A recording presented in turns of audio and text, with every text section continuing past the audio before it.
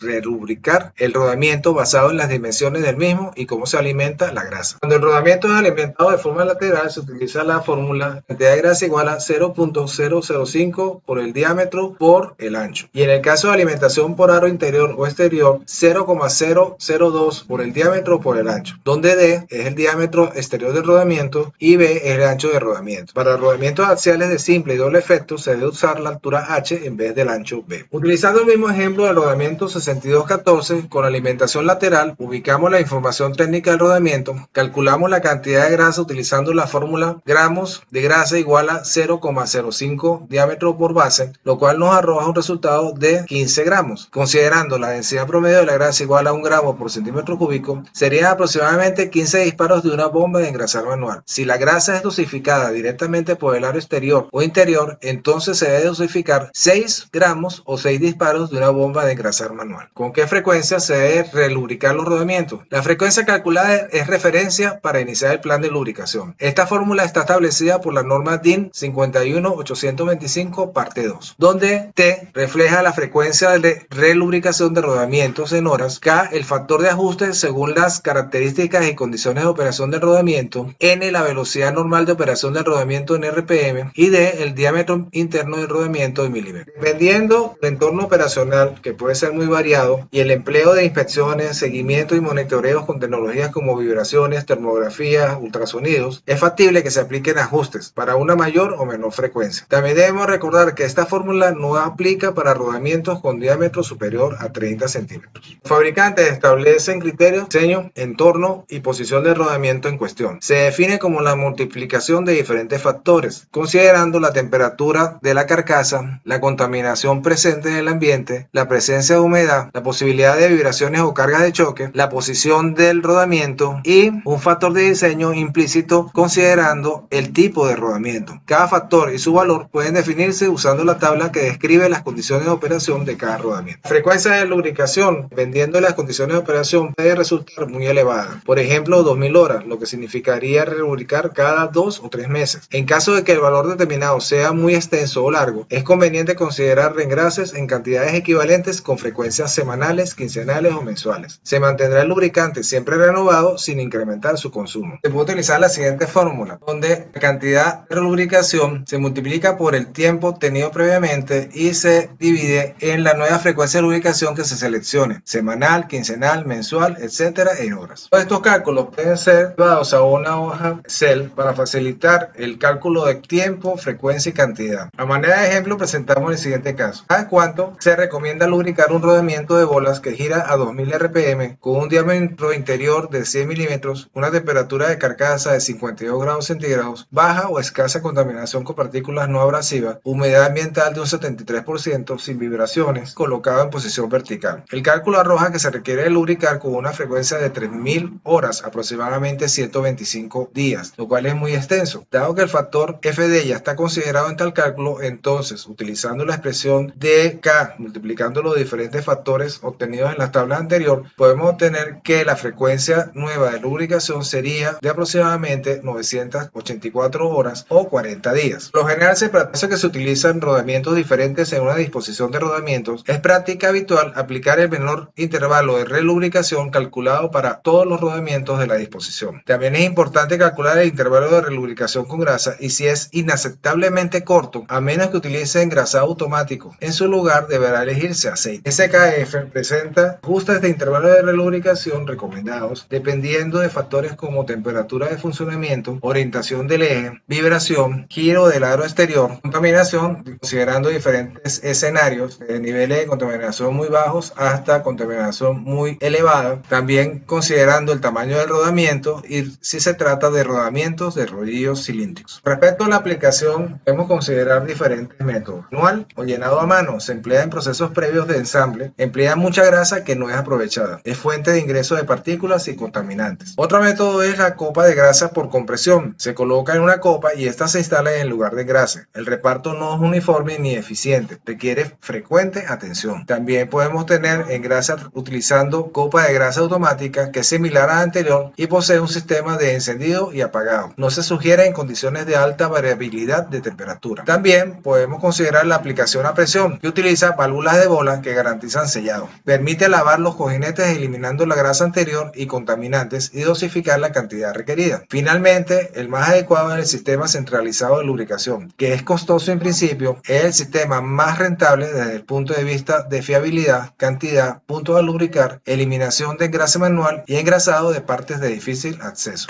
Dado que las condiciones de operación varían ampliamente, se requiere un conocimiento práctico para determinar los intervalos de relubricación adecuados. Se puede tomar como base los rodamientos de bola, para rodamientos de rodillos 5 veces más frecuente y para bolas y rodillos axiales 10 veces más frecuente. Si hay incremento de temperatura, esto acelera la oxidación del lubricante. Por cada 10 grados centígrados de aumento por encima de 65 grados centígrados se duplica la oxidación. Esto requiere intervalos más frecuentes. Asimismo, hay que considerar las condiciones ambientales. Cuando existe contaminación externa, puede ser necesario una mayor frecuencia de relubricación. Tips de mantenimiento relativo a reengrase. En el caso de rodamientos equipados con acople y drenaje, se debe remover el tapón de drenaje inferior y limpiar la grasa. Limpiar el acople de grasa, bombear grasa en el acople hasta que la grasa vieja sea purgada y aparezca grasa nueva. Si es seguro y práctico, dejar funcionando la máquina al realizar esta tarea. Con el tapón de drenaje removido, permitir que la máquina trabaje a la temperatura de operación. La grasa se expandirá y se forzará el exceso hacia el drenaje, aliviando la presión interna. Esta operación dura aproximadamente de 10 a 30 minutos. Finalmente, limpiar y reemplazar el tapón de drenaje. En el caso de rodamientos equipados con acople rápido sin drenaje, se deben tomar mayores precauciones. Remover el acople mientras el equipo está operando para permitir el purgado de la grasa en exceso. Limpiar y reemplazar el acople. Bombear grasa cuidadosamente para evitar romper el sello de grasa. Y en el caso de no purgar grasa, el rodamiento puede estar muy seco. Esto requiere la repetición del paso 2 hasta que la grasa en exceso se purgue. En el caso de rodamientos equipados con acople de alivio y sin drenaje, se debe limpiar el acople y bombear grasa hasta que la grasa drene por el dispositivo de alivio. De salir grasa del dispositivo, remover el acople y limpiar el conducto de alivio y de ser necesario reemplazar con un acople nuevo. Operar el equipo a temperatura de operación y chequear cualquier exceso de grasa reemplazan el acople de alivio. Hay que tener especial cuidado cuando se reemplazan rodamientos no sellados en la misma carcasa vieja con punto de lubricación por nuevos rodamientos sellados de por vida. Esto no requiere regrasa. Adicionalmente, si existen depósitos de grasa, lavar el alojamiento del rodamiento con aceite caliente. Asegurarse de purgar con grasa nueva todo el aceite usado para lavar el rodamiento. Buscar alertas de operación inadecuada tales como ruidos, vibraciones o temperaturas. Y asegurarse de limpiar toda la grasa y suciedad en exceso del rodamiento y en el área circundante. Estos procedimientos deben seguirse muy de cerca, especialmente cuando se trata de rodamientos de motores eléctricos. SKF, uno de los mayores proveedores de rodamiento, sugiere que independientemente de la periodicidad de reengrasado, se verifiquen las recomendaciones de los fabricantes de motores, Webb, ABB, Siemens, etc. Por ejemplo, para un motor de 100 HP con rodamiento 6214, cuyas dimensiones son diámetro interno 70 mm, diámetro externo 125 mm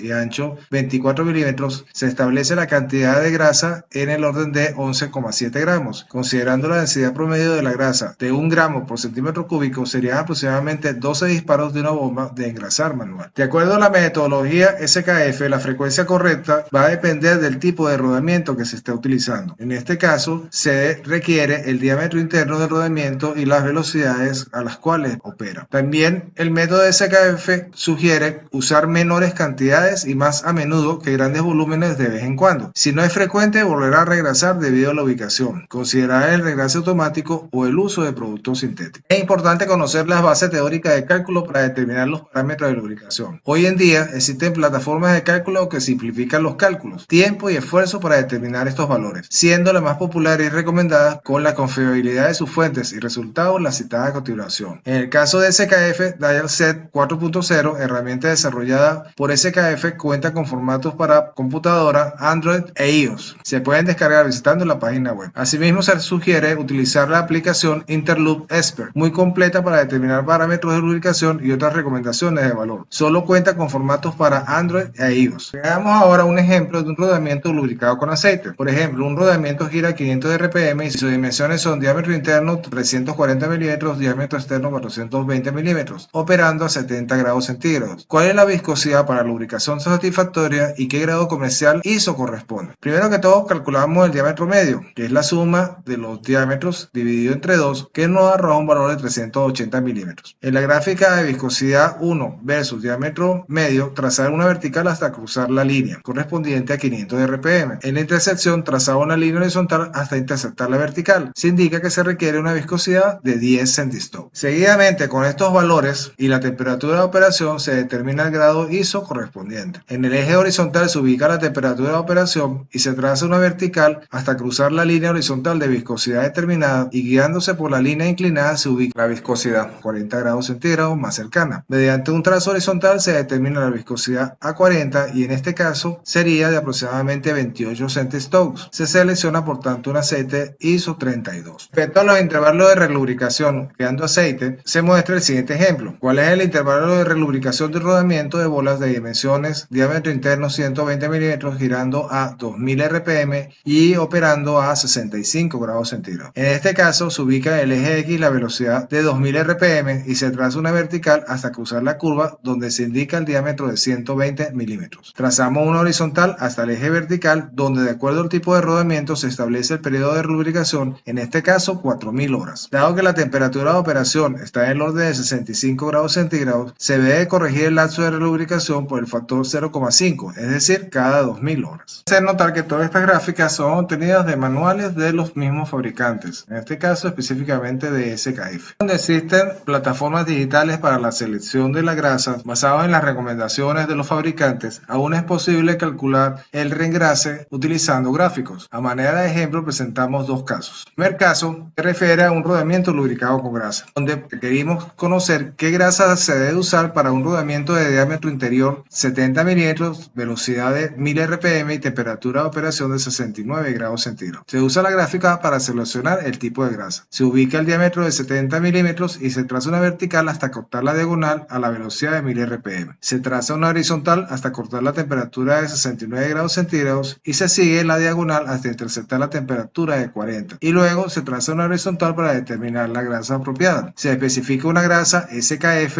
LG MT2 con un factor capa de 2.5 y un factor A23 de 2. Si la carga es elevada, se puede usar la grasa SKF SKF LGEP2 con un factor capa de 5 y A23 de 2,5. En segundo caso, ¿qué tipo de grasa se debe usar para un rodamiento con diámetro interior de 320 milímetros, velocidad 10 RPM y una temperatura de operación de 30 grados centígrados? Ubicamos nuevamente la gráfica para seleccionar el tipo de grasa y ubicamos el diámetro, en este caso 320 milímetros, y trazamos una vertical hasta cortar la diagonal de velocidad, es decir, 10 RPM. Trazamos en ese punto una horizontal hasta cortar la temperatura de 30 grados centígrados y seguimos la diagonal hasta interceptar la temperatura de 40 y trazamos una horizontal para determinar la grasa apropiada. En este caso se especifica la grasa SKF LGEP2 con un factor capa de 1.3 y A23 de 1.2. Se puede usar como opción la grasa SKF LGMT3 con un factor capa de 1 y A23 de 1. La línea cruza también la opción de la grasa SKF LGMT2, pero esta indica un factor capa de 0,6 y A23 de 0,40, ambos muy pequeños. Finalmente, hay que utilizar grasa o aceite. Una regla normalmente aceptada de uso general se indica con el factor de velocidad NDM, límite de 500.000 para la selección del lubricante. El factor de velocidad es simplemente la multiplicación de las RPM por el diámetro medio del rodamiento. Para factores límites inferiores a 500.000 se prefiere las grasas. Para factores límites por encima de 500.000 se prefiere aceite. Sea que se utilice grasa o aceite, hay que tener en cuenta la carga, la velocidad, la temperatura, el tipo de base lubricante, la limpieza, diseño y montaje del cojinete y el ambiente en el cual opera. Este valor, factor de velocidad, nos permite determinar el volumen de llenado de un rodamiento lubricado con grasa. Para RPM bajas, el factor de velocidad inferior a 90.000, el volumen de llenado es aproximadamente de 100%. Para RPM medias y factores de velocidad entre 90.000 y 350.000, se sugiere llenar un 30%, y para altas velocidades y factores de velocidad entre 350.000 y 500.000, un 15%. La siguiente gráfica muestra de una manera uniforme cuáles son los volúmenes estimados dependiendo de la velocidad RPM y el diámetro del eje. La siguiente tabla nos indica el efecto que tiene el tipo de grasa y espesante, la viscosidad del aceite básico medido a 40 grados centígrados y el factor de velocidad al cual pudiera aplicarse la grasa determinada. Así tenemos que para aceites básicos de alta viscosidad, usando aceites minerales y espesantes de litio con bisulfuro de molibdeno, están limitados a factores de velocidad hasta 50.000. A medida que se utilizan viscosidades más bajas, espesantes más complejos como el litio, poliuria, viscosidades más bajas, podemos señalar que se pueden utilizar las grasas con factores de velocidad mucho más altos. Finalmente, la siguiente tabla muestra una guía de diagnóstico de aplicación de grasas, donde se señalan síntomas como ruido excesivo, recalentamiento, escape de lubricante o reemplazo frecuente, las posibles causas y que debemos revisar. Esta guía es aplicable cuando se utilizan cojinetes correctamente instalados y alineados de forma adecuada. Adicionalmente, se presentan diagnósticos en el caso de motores eléctricos, posibles causas y que debemos revisar.